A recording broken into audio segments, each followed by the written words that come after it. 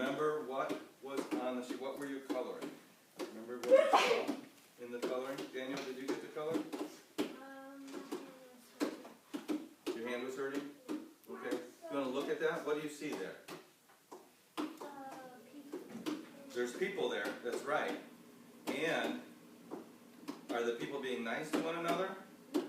No, they're not. So what is the people that are being mean, what are they doing? Sinning. They're sinning. Okay, but in the picture, what are they doing? Can you tell what the mean people are doing? They're hitting other people with like a whip or something like that, right? Okay, and what does it look like the other people are doing? Can you tell by looking at it? What are the other people doing? You can't tell? Can you tell? Do you remember looking at this? Can you tell what the other people, you can see the people that are hitting them with a whip? You can tell what the other people are doing?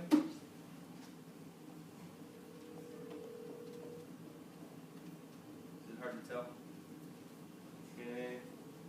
Ivanhoe, can you tell what the other people are doing? There's some people with a whip, and then there's other people. What are the other people doing? They're working. Okay? Would that make sense that they were working? So some people are whipping, and other people are working. And the people that are whipping the people that are working. Right? Yeah. So we have people working, and they're being whipped. Can anybody think of a word for the type of workers that get whipped? What kind of workers get whipped? Workers today, we go to the grocery store, they're pushing the stuff around, there's nobody whipping them, right? They get paid. What kind of workers get whipped? Anybody know? I see some over here. You guys here? Can you think of any kind of workers that get whipped? No? Okay, well, I'm going to tell you something about that. Can you see what we have on this picture right here? What is it? What's on this picture? You see the pyramid there? Right. And so we have another pyramid here. And then, where are the pyramids? Where are the pyramids? The word is on this thing right here. Daniel, where are the pyramids?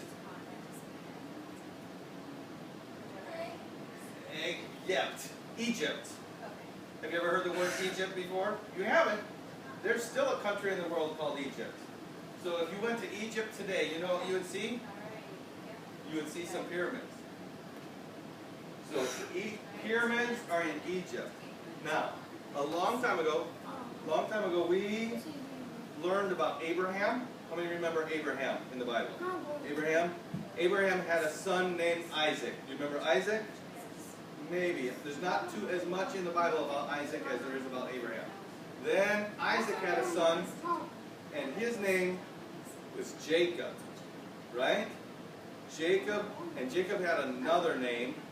One day he wrestled with the angel of the Lord, and there his name was changed to Israel. So Jacob and Israel are the same. Jacob and Israel are the same man.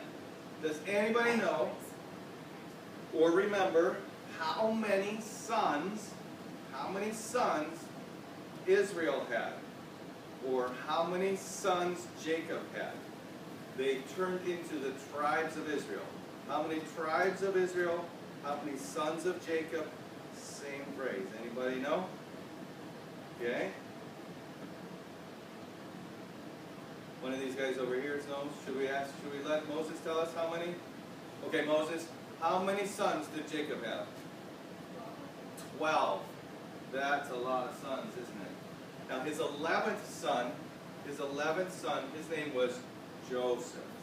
And Joseph was his favorite. You shouldn't play favorites with your children, but Jacob did. Joseph was his favorite. And did his older brothers like him? Remember this story? Yeah. Joseph's older brothers did not like him. In fact, they hated him. And they pulled an awful bad trick on him. They wanted to kill him, but then they decided not to. They sold him and he went down into Egypt, where the pyramids were. bit later, there was a famine in the land. There was no food. And at the end of all that, all of Jacob's sons and Jacob and his wife, they all went down into Egypt because Joseph was the main man in the country, and he had saved the country from all the famine that was there. He made sure there was food when no one else had food, and that's a good thing, isn't it? Because if you don't have food, you can't really eat. Your animals can't eat, so they can't do the work that they need to on your farm. So Joseph rescued Egypt from the famine, and all of his family were there, and everybody in Egypt loved Joseph. Now, that's to get us to where we are today, except that where we are today is hundreds of years later. Hundreds of years after Joseph, there became a new king. Joseph wasn't the king, he was the man in charge. The king put Joseph in charge, but several other kings came along, and pretty soon there was a king who didn't even know who Joseph was.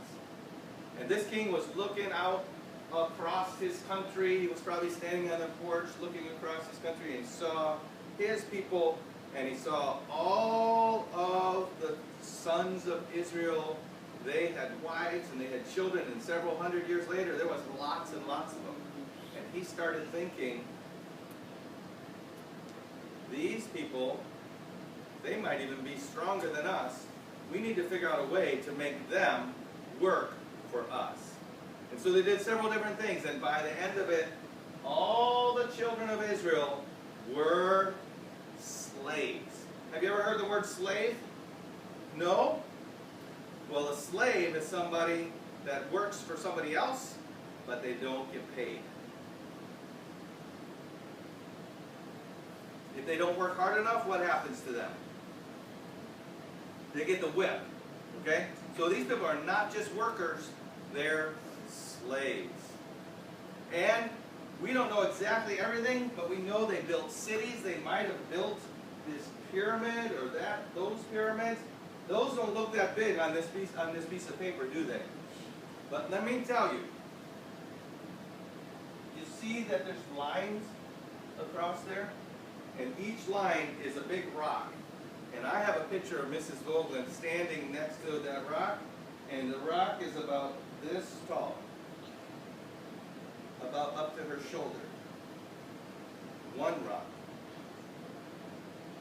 How heavy is one rock? That's that tall, and this wide, and this deep. How heavy do you think the rock like that is? It's pretty heavy. Could you carry that rock by yourself, just put it on your back? No. That's why there's lots of people. They're probably dragging the rock across the desert. You see any rocks around here? Somehow they got these rocks from wherever they were all the way, and they built this pyramid. They're working really, really hard. And you know what they get for their work? Nothing. They're slaves. They're slaves. Now these are the children of Israel, and this is in the Bible. And I want to tell you some more about these slaves. And I have some visuals to help us. Oh, somebody needs to help me. We're going from Egypt, and we're going to go week after week from one place to the next. Can you put this, Daniel, can you put this puzzle piece in there? See how there's an opening there? Okay, put that in there. The right spot right there. And let's stick it with the tape that's right there. Okay, what does that say? Can you read that? Slavery. Slavery in Egypt. Okay, so that's what we're learning about today, slavery in Egypt. Now, there was even more to their slavery than just working hard. And I am going to try, let's see here. Yes, in here, we have some things to add here. Nope, not that one. How about this one? Nope, not that one.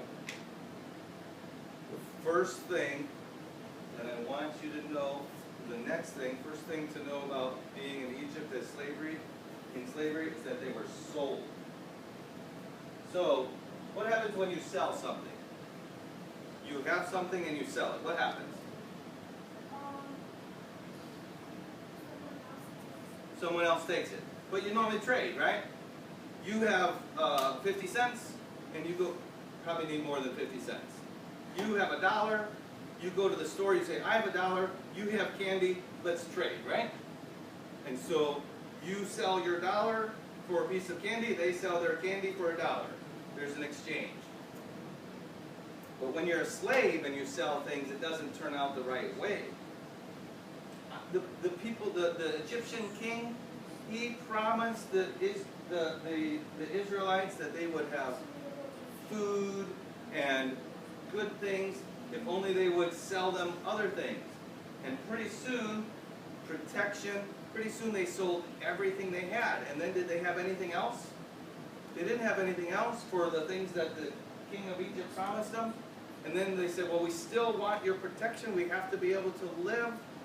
And so he said, well, just sell me yourself. And so then they became slaves, didn't they? Who owned them? When they sold themselves to the king, and the king says, okay, you're mine now. You do what I say, I will take care of you. But what if he changed his mind? And he did. Yeah. So they were sold. But you know what we can see when we think about Egypt? Egypt, what does this little thing here say? It says Egypt, what does it say down here? What does that say? This world. This world is what's all around us. It's what's on the television. It's what's in the books. It's what's in the games. It's everything about this world. And this world comes to us and says, look, I'll give you this if you give me this. It's like sin. Sin says, there's no harm in lying. Just think about how good things will be for you if you just tell a little lie. No one will know. But then what happens? You tell a lie, and maybe nobody knows. And so you think, well, that worked. And then another time comes along and sin says, look, it will be so much good if you just tell another lie. And you do. You tell another lie. And pretty soon, what do people think about you? Do they think that you're a good person or that you are a liar? You're a liar. Does anybody want to be known as a liar? No. Sin says, it's okay, it's good, look, you'll be able to get this. But what happens? We sell our reputation, we become a liar because we give sin what it wants. Now, then, moving along here, number 2, we have no choice. So the Israelites, they were slaves in Israel. Do you think they could get up one morning and say, now today, I think I'm going to put some wallpaper up in my house? They probably didn't have wallpaper back then. But today I feel like I'm not going to go to work. I'm just gonna fix things up around the house. Could they do that? No. Why? Because they're slaves. They're a slave. They don't have any choices. They can't say, well, I want to do this today instead of doing this. They can't go to work and say, you know what? I'm not going to work here anymore. I want to work here. Can you do that when you're a slave? No. You don't have any choices. You have no choices. And they didn't have any choices either. They didn't have any choice.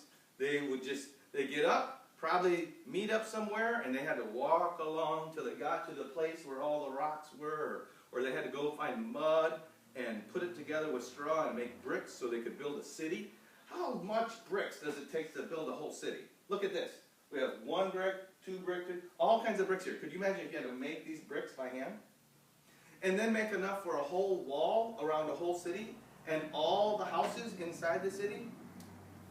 That's a lot of work. They had to do all that.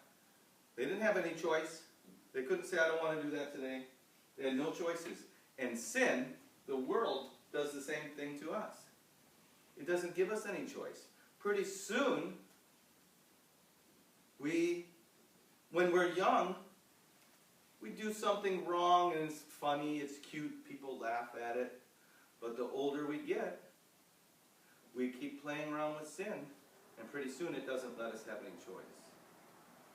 probably everybody, well, maybe not everybody, but many people here probably know somebody that maybe they were a teenager and they drank some beer. But what's going to happen? They can play around with drinking beer right now, but pretty soon the beer is going to say, you need to drink more of me. And they go and drink and drink. They might try to stop, but they have no choice. They don't have any control. They have to drink. That's what sin does. Or lying. Probably we've done that before. Have you ever told one lie and then when you got asked about it, you had to tell another lie to kind of cover up the first lie? And then you had to tell another lie to cover up that lie. Pretty soon we've told so many. We don't have any choice but to tell more lies, or just to stop telling lies and take the consequences. But sin keeps telling us you don't have any choice. Just like the Israelites had no choice. Another thing, they had no freedom. No freedom. Now today, you could come to Bible Club if you wanted to, or you could decide not to come to Bible Club, right? You have freedom. And if your parents want to go on vacation, they can put their request in at work, and they can say, we want to take 3 days off. We want to take a long weekend and take a vacation. And at work they'll probably say, okay, that's good. Have a great time, right? These kids, their mom and dad are on vacation. And dad was able to tell work, I'd like to have these days off. And they said, have a good time. I don't know if they said have a good time, but they said fine. He has the freedom to not go to work.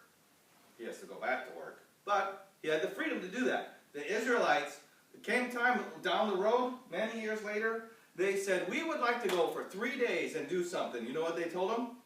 Nope. Why? They were slaves. They were slaves. You can't do what you want. You don't have choices. You don't have freedom. And sin is the same way too. We keep sinning and pretty soon we can't get away. We're a slave to sin. The next thing, they had no help. Now, so I'm going to tell you, when the children of Israel went into Egypt, they were not a country. They were not a nation. They were just a group of people. There was 70 of them, and they had their servants with them, but that was all, just 70. So nobody, no other country in the whole world even knew that they existed. And there they were in Egypt. They had become more and more and more. There was hundreds of them, thousands of them, tens of thousands, hundreds of thousands of them. They were now a nation, but nobody knew they were there. Who knew they were there? The king and the Egyptians. And he said, I'm keeping them my slaves. So nobody else knew that they were there. Nobody else knew that they were even being mistreated. And so was there anybody that could come along and help them? No, nobody even knew that they needed help. They had no help at all. Nobody to help them. And when we are in sin, sin doesn't give us any help either. We get so caught up in our sin, we think we have no strength to help ourselves. Did they have any guns or chariots for themselves? No, they didn't have that. They had no way to fight back against the king. They had no help from anywhere. And that's the way it is with sin. We have sin. We do what sin wants. Maybe once in a while we think, I'm going to fix this. I'm gonna stop doing this and I'm gonna start doing this because that's a bad thing to do. And we try to do it all with our own strength. But nothing helps us and we can't do it. And pretty soon, we're back doing the same thing that we used to do. Because there's no help. We have no help from anywhere. Then, let's see here. What's the next thing here? No will. Now, I don't know if you'll understand this, but I'm still going to put it on here. No will. Have you ever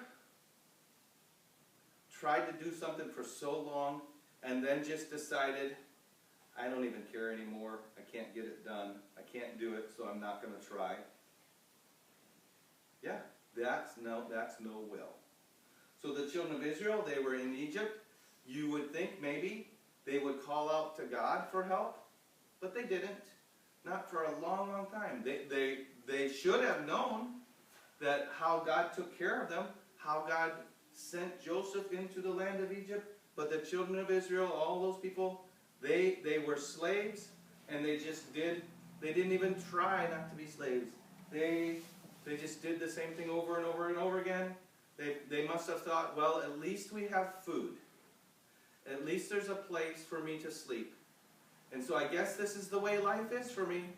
I guess that I just get up, I do whatever everybody tells me, and I come back, and at least I have food. My back hurts because they're whipping me. My muscles are sore because I have to work so long. I can't get any break. I can't do anything else, but at least I have food. And so they just kept doing that. There was no desire to get out at all. No desire at all. And sin does that to us too. It does. The older and older we get, the more we give in to sin, and we have no one to take us out of it. We just kind of think, this is the way life is. People go through this world, they think everything that's in this world is all there is to life. They think, I go to work, I make some money, I have some fun, I gamble, I drink, I look at bad things, whatever it is, I ruin my life, but that's all. It's just this life anyway. There's nothing more than this life, and I don't know what else to do. You know, there's more than this world. There's more than making money and having fun. The Bible teaches us that there's that God is a spirit, and He can give us freedom from our sin and all that. But most people who are lost in their sins, they're just stuck. They don't even want to get free from sin. Some people, it makes them afraid. Could you imagine? Maybe an Egyptian was like, a thought entered his mind. If I could just get away from these slave masters, I could go somewhere and not have to do whatever they say. And then right away, what comes into their mind? But how would I eat? Where would I sleep? And the same thing happens with people that have sinned. Every once in a while they think, maybe I should go to church and see what the Bible has to say. And then right away the devil comes along and says, but if you went to church, you'd have to stop drinking. You'd have to stop doing all those things that you do all the time. How would you live if you weren't filled with your pride and yourself? That's what sin tells us. That's what the devil tells us. And so people go through life, maybe even you just go, you're afraid to give your life to God, and you have no desire to do anything else. And then, at the end, the most horrible thing. So the king of Egypt, even though the Israelites had all this trouble, and they were that bad, they continued to have children. And there was more and more and more of them. Finally, he said, this is what I'm going to do. Any babies that are born, if they're a boy, they have to be killed. He said, they got to die. All the babies that are born that are boys have to die. And you know what? Those people in slavery, I imagine a mother getting larger and larger and anticipating having a new child, and then a thought would come into her mind like, but what if it's a boy? Maybe it won't be a boy. And maybe one mom had a child and it's a baby girl, and they're so happy because aren't babies wonderful? They bring joy even after once you've had them. And then mom would talk to another lady that's expecting a child, and she'd start looking forward to having her baby. And then she would have her baby, and it was a boy. It'd be so joyful, I just had a baby, and it's a boy. Well, what would they do? The soldiers might come by and say, you just had a baby. Is it a boy or a girl? It's a boy. And hand it over to the soldiers. I don't know what the soldiers did with him. If they killed him and threw him in the river. Some people say they threw him in the river, but they killed the boys. All the baby boys were killed. But when you're that far into slavery, you just do what sin tells you to do. All of you young children are too young for this. But there's a lot of girls today that are in sin. They've sinned so much that they are expecting a baby. But sin says you can get rid of that sin by just killing it. And they do. There's lots of babies in America that die because of people are just in slavery. They're stuck with their sin. And it's not just that. People that drink, they can drink themselves to death. They can get themselves so drunk that they drive around and they hurt other people and kill them. Or they get in an accident and kill themselves. Or they smoke and they can't, or they take drugs. I know of somebody, they took so many drugs, they died from the drugs. The devil, you'd think he would reward people for doing what he wants. But you know what the devil's reward is for doing what he wants you to do? Death. The wages of sin is death. And so the children of Israel were stuck. They were stuck. They were sold into slavery. They had no choice. They had no freedom, no will, no help. They were being told to kill the boys. And some of them were. Some of them were handing them over. Not all of them wanted to, but they didn't even know what else they could do. And in the middle of all that, God did something. God, before they ever called out to Him, before they asked for help, God started working. Now, if God, you guys can't answer this, but if God was starting to do something, what do you think God would do? He's a big God, isn't He? What would He do? You think He would send a big army in there to punish the Egyptians and rescue His people out of Egypt? He could do that, couldn't He? He could. You think maybe He would send, I don't know, lightning bolts and to strike the king dead, and then all of a sudden all the people of Israel would be free? He could do that, but that's not what He did. Probably no one even really knew what He did, except a couple people. God said, I'm going to start working, and so He saved one little baby's life. Just one baby. These boys know what that baby's name was. Do you know what the baby's name was? He saved one little baby's life. And could that baby save the people of Israel? He's just a baby. He couldn't. But God was starting to work. There, while so many other boys were being killed, one baby boy was put in a little basket, right? And put in the river. And we don't have time, we're going to talk about this later, but his name means drawn out of the water. How many know what this baby's name is? No, but that's a good guess. It's a very good guess. What's the baby's name? Moses. That's right. God saved a little baby's life, and he couldn't do anything. He was helpless. But God was working. God was starting to do something. In the next few weeks we'll talk about it. But Moses grew up. He was discovered by the king's daughter. And the king's daughter said, I want to keep this baby for myself. So did Moses die? He didn't. He didn't die.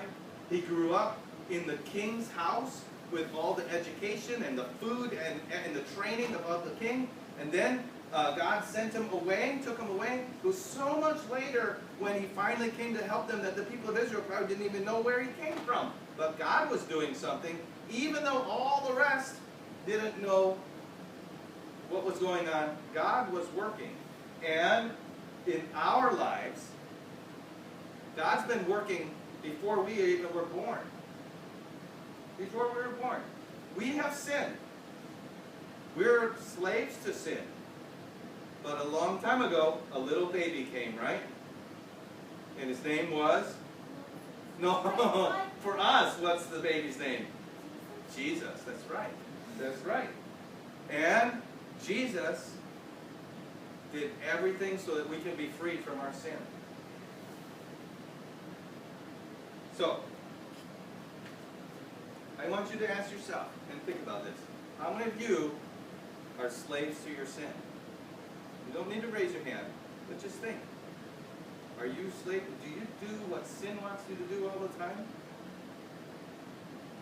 If you do, you're a slave to sin. But God provided a way for you to be free from your sin. And becoming a Christian, being free from sin, is like being in jail yourself. You're stuck there, you're in chains, you don't even know what to do, and then all of a sudden somebody walks through the door. They have everything, they could just break the chains open, they have a big flashlight, and you just walk right out. There you were, you didn't know anything was going on, and all this time somebody else was planning and figuring out every way to free you from jail. Who would be somebody that would do that? Who is the one that could work everything out to free us from our sin? Jesus, God, that's right. And as we continue through our lessons, we're going to learn more and more about how God worked it out for Israel to be free from Egypt, which is like being free from sin in this world, and what God did to make it so we can be free from our sin. Because sin is nasty. It's no more worse than nasty, it's awful. It enslaves us. It takes our choices away. It takes our freedom away. It makes us think we don't have any help. It makes us think that we don't even want to be free from our sin. And finally it comes and takes our life away.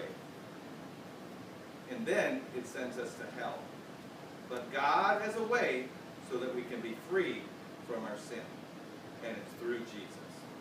All right, that's our lesson for today. Let's see here. Today we learned about slavery in Egypt. But there's a little thing here. Can someone come up here and read what our next lesson is going to be about? Let's see. Ivanhoe's just learning to read. See if you can come up here and read this. Ivanhoe. The red says what? Next lesson. And then what does it say? Which would you choose? Which would you choose? The easy way or the right way? Next week we're going to learn which would you choose. Somebody's going to have a choice, right? They could choose the easy way or the right way. We're going to learn about that next week. Which way would you choose? The easy way or the right way?